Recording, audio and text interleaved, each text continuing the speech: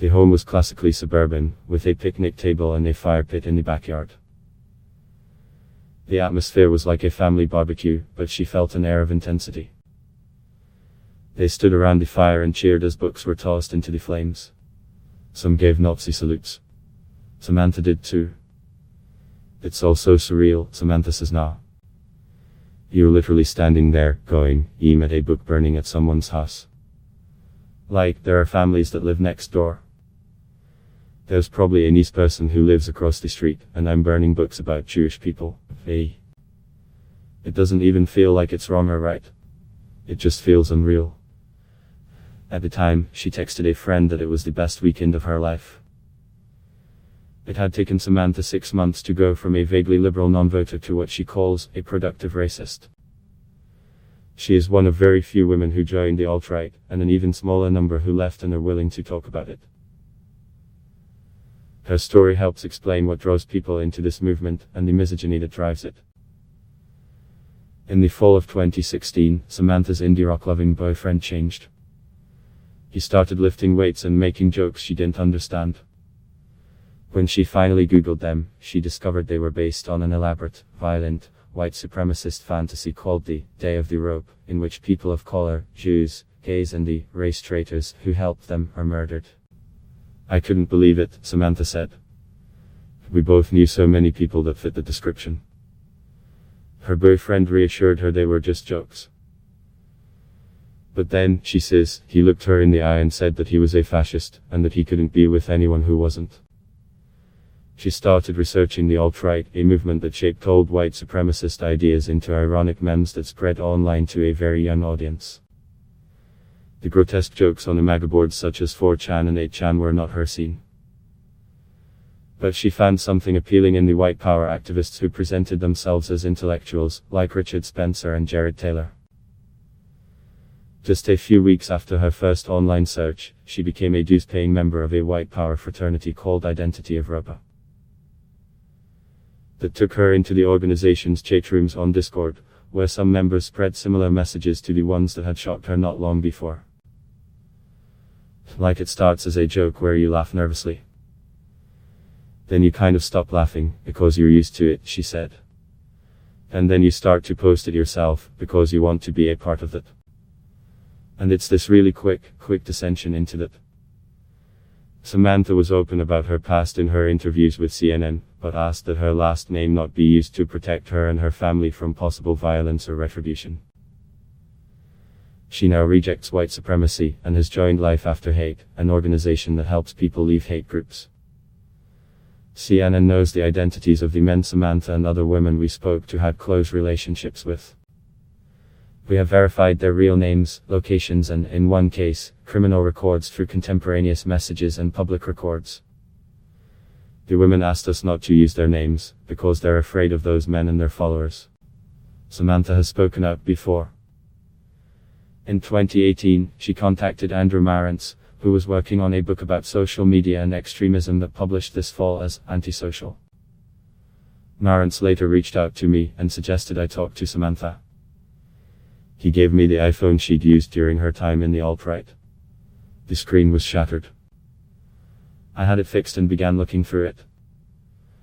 Samantha's iPhone opens up the hidden world inside the white power movement, frozen in time in 2017. And once Samantha was in, she was all the way in. She became an interviewer for Identity of Europa, testing whether new applicants were fluent in white power ideology and screening out Jews and people of color. She told herself that she wasn't racist, just pro-white. She rose in the organization past her boyfriend, and they broke up.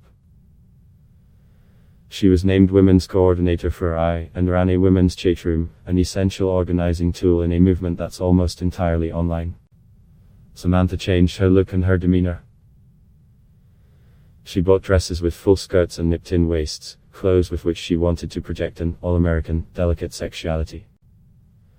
Samantha said, "I wanted to be more feminine, I wanted to be more desirable, I wanted to be more appreciated, I wanted to feel smart. So I just played into these roles. And the standards for how women are treated in there are pretty low, so I was able to lean into that and make that work for me. A photo from the time shows Samantha smiling demurely in a white dress, flanked by 5 white men, 4 of them wearing white polos with the Identity of Ropa logo. It was mid-May 2017, and Samantha had helped plan a protest now known within the white power movement as Charlottesville 1.0. During the day, a few dozen protesters gave speeches by the Robert E. Lee Memorial in the Virginia city. At night, they stood and chanted with tiki torches.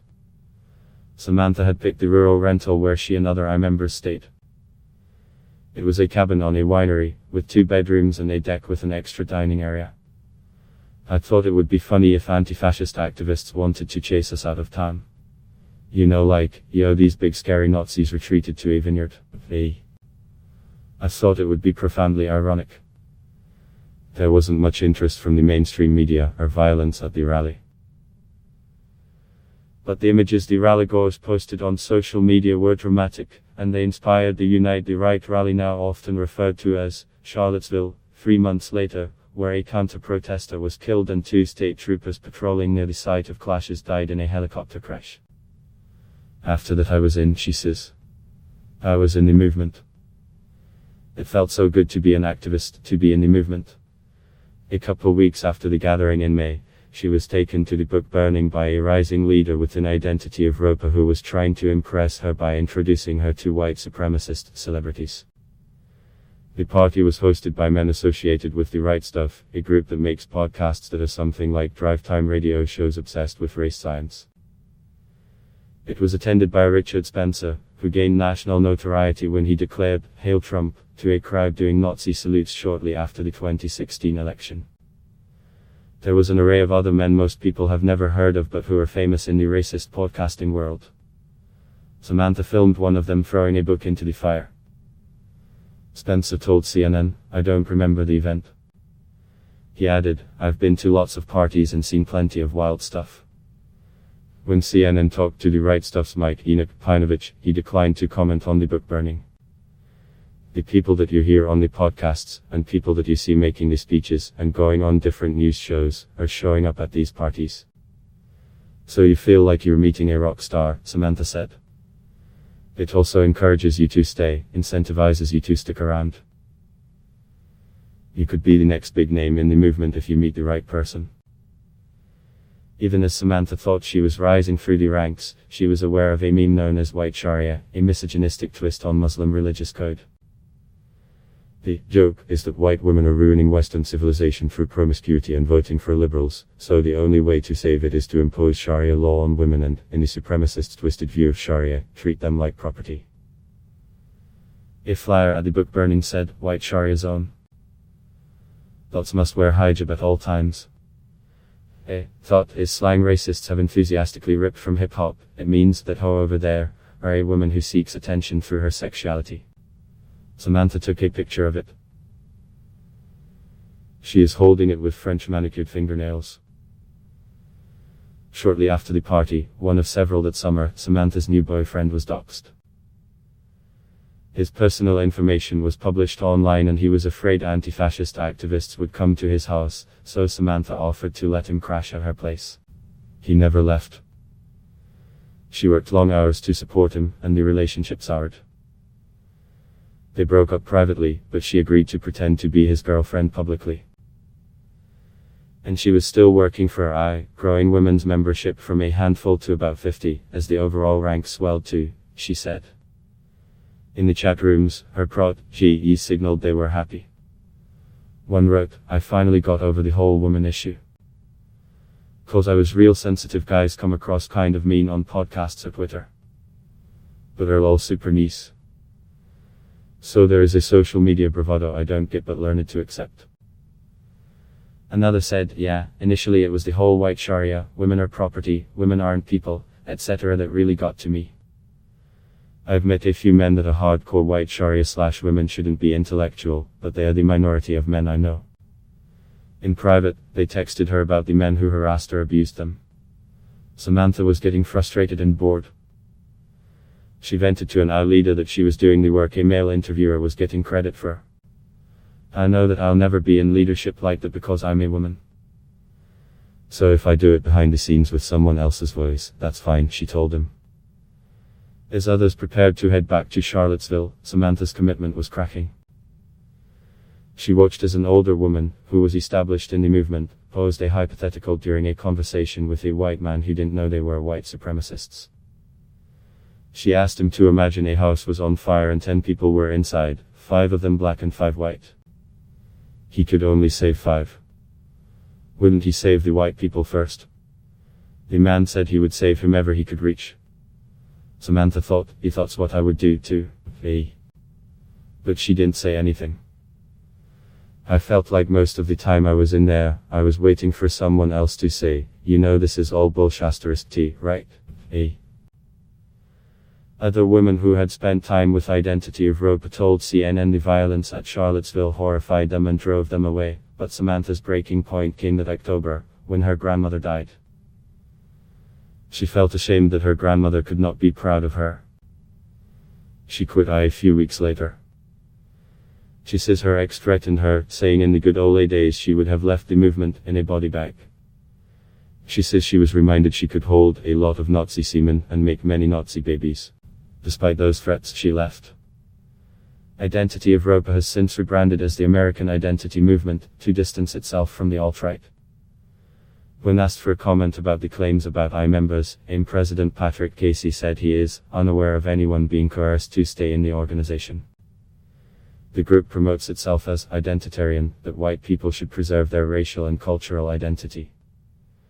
It is responsible for more than a third of white supremacist propaganda posted on college campuses in the 2018-19 academic year, according to a tally from the Anti-Defamation League, ADL, which tracks and campaigns against hate.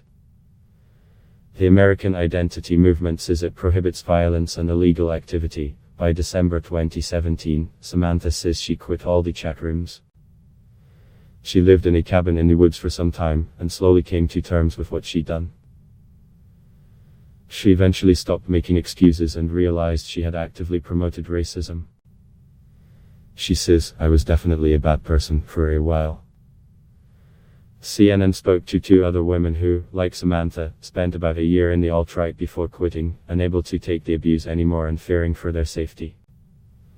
They now reject their old beliefs.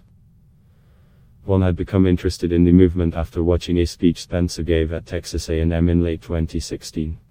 I wasn't even a racist yet. I thought he made a really good argument for families, she told CNN, requesting anonymity because she fears violence. He's good at making it sound legitimate. She liked the family security, the promise of whatever they're promising. Safety. It's very appealing. This woman also joined I and began dating a man she met in the movement. Her boyfriend's view, she says, was, women deserve to be subjugated. Women deserve to be humiliated. Women deserve to be raped. Women deserve to be impregnated. It wasn't a joke. I can't believe I supported that stuff. She explains, I thought I was trash, so I didn't mind when they talked about women being dogs, worthless. Even though I was the one driving them around, paying for stuff. She says that she and Samantha fit a familiar pattern within the alt-right.